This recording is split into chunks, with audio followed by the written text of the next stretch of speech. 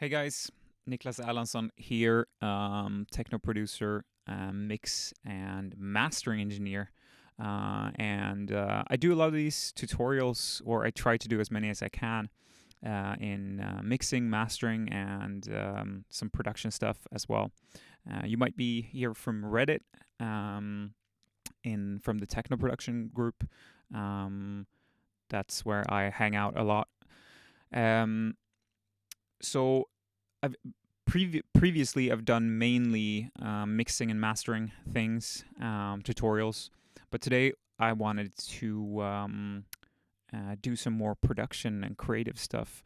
So this is quite a short little video. I was in the studio the other day, and I just remember this old technique that I used to do a lot in my productions before, and in also in live sets, which is so much fun, and you can create your own synthesizers, your own soundscapes, your own percussion, really anything that you can think of from really any source that you can think of.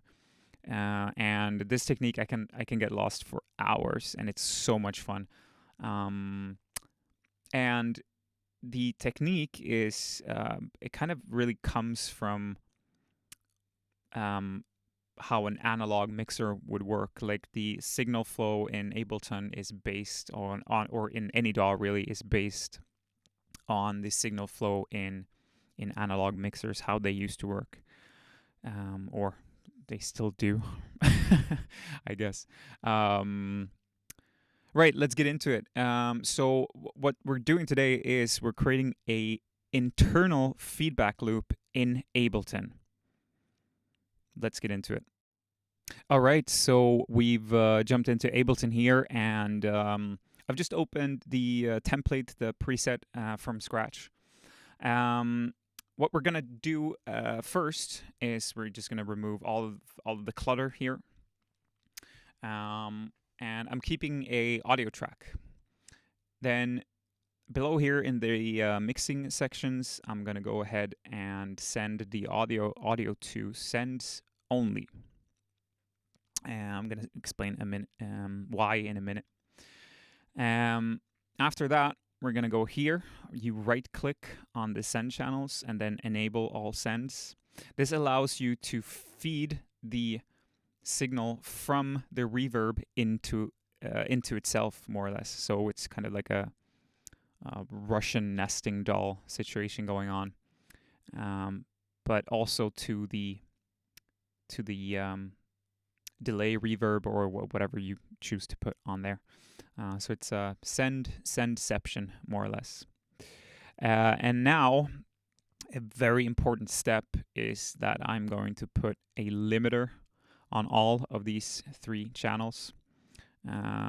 Actually, we don't need to put one on the audio channel. We can just put them on both of these send channels and the master. And this is because when you're creating internal feedback loops,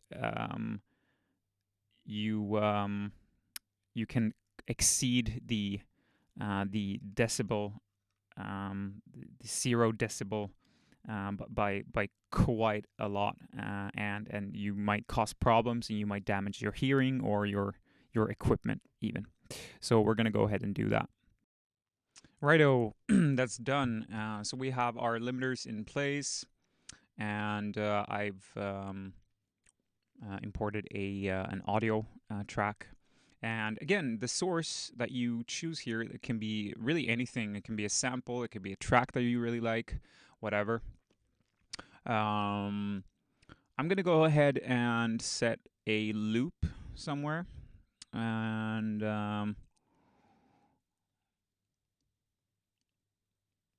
then maybe we can,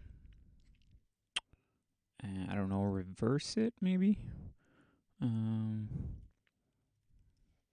Let's try that maybe. Cool. So now, obviously, we need to send this to the sends, really. But what we're also going to do is to send the sends to themselves. And this is what creates the feedback loop. Okay, so we have everything set up for our feedback loop. Let's just double check that our limiters are in place and that we have a sensible ceiling, -1, limiter -1, limiter -1. Cool.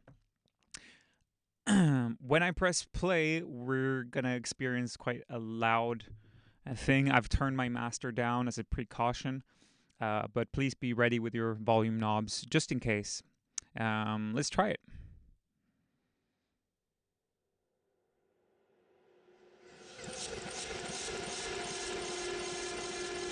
Right, something is happening. Cool. Now, the really cool thing here is, depending on where you play the track, you're gonna get different results, right? Because that's why sends only, right? We're not sending it to the master, because then we would have a dry signal, kind of messing up our soundscapey synths, whatever it is. And now, even if I stop the playback of our source, then these will keep feeding into each other, and this is an eternal thing, really. So now we can start to mess around with different types of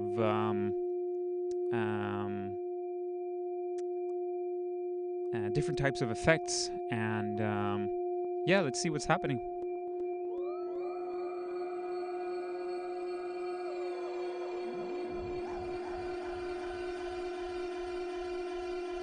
And we always put the limiter at last, so remember to just move that along as you go.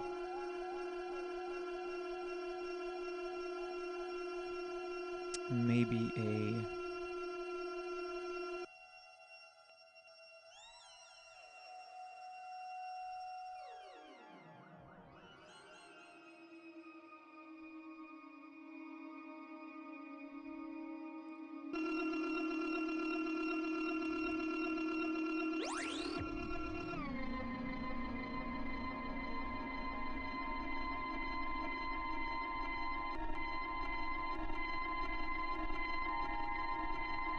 Now I have some weird type of soundscapey.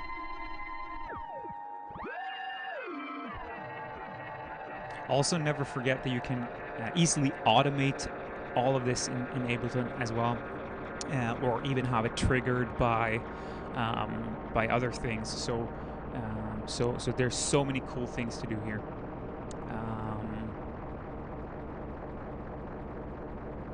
Gates are normally a cool idea.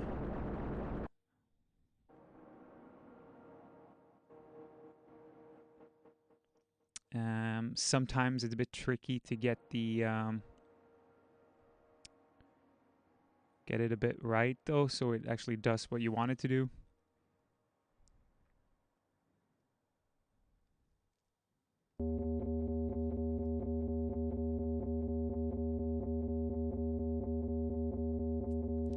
I think you get the gist of it, right?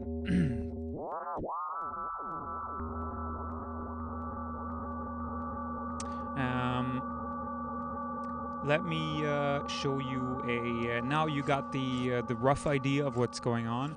I'm gonna show you a like not a done thing, but like what it can look like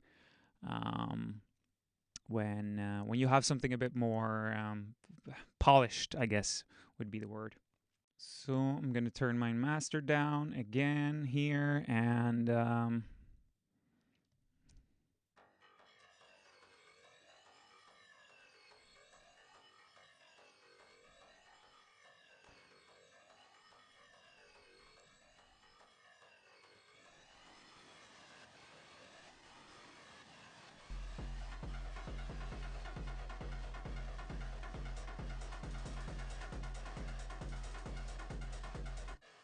so this is the first send that we have here, and then this is second.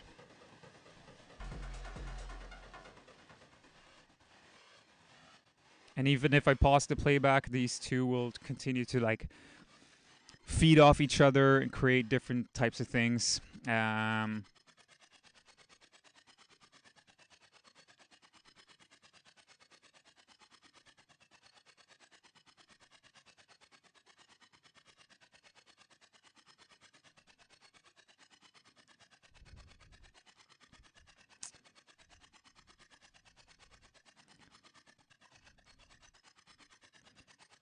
and you see, it keeps changing, even though I'm not really touching anything at all. It keeps changing.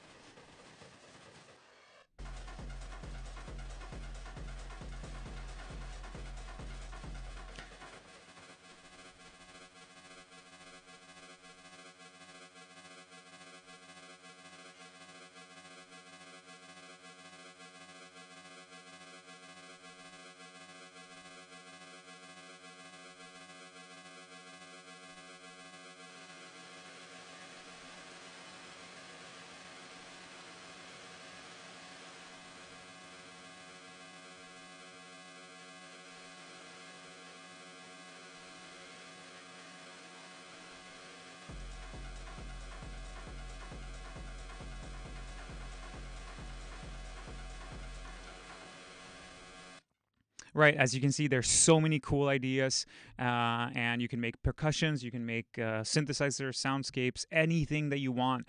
And I can get lost for hours in this, and it's so much fun. Um, just a quick thing with signal flow. So signal flow in Ableton, as I said before, it's modeled after how how a signal flows in a mixer. So this could roughly equate to what's called a preamp. And in an analog mixer, you can use that to get nice kind of distortion or saturation, which is that especially common in electronic music.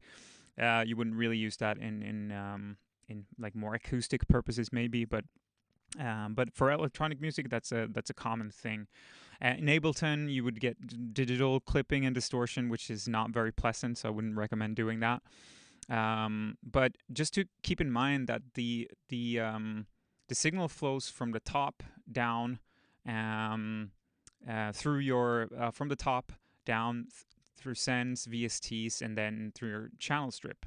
So if we add whatever an EQ here on this channel, and I crank this to bits, and I play that, and you see here, obviously we're clipping quite badly.